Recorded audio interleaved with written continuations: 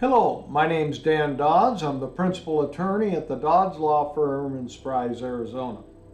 One of the questions, not frequently, but I do get asked the question from time to time, is will bankruptcy discharge all my debts?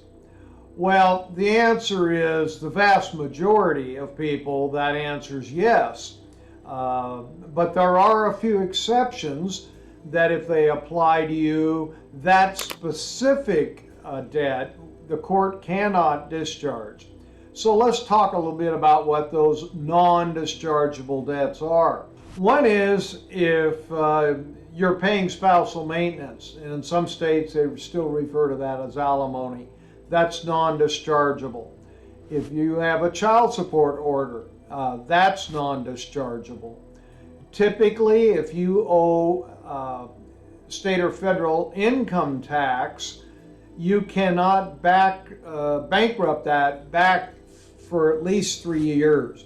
Now, if you got some really old ones, then there are some certain circumstances where those can be bankrupted, but the 3 years prior cannot be bankrupted away.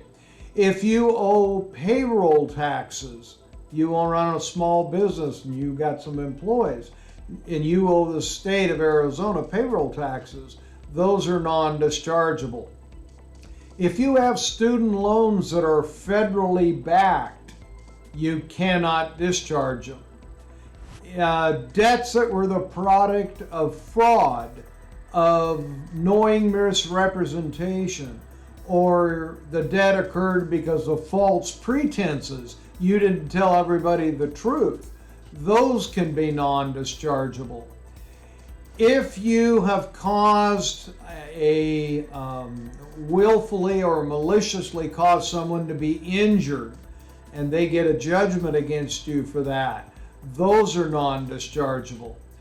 If you were intoxicated and you were involved in an automobile accident that maliciously injured somebody or resulted in death while you were under the influence, the answer is they are non-dischargeable. And if you have been convicted of a criminal act and the court has levied fines, penalties, or issued a restitution judgment that you must pay back the person that you injured, those are non-dischargeable.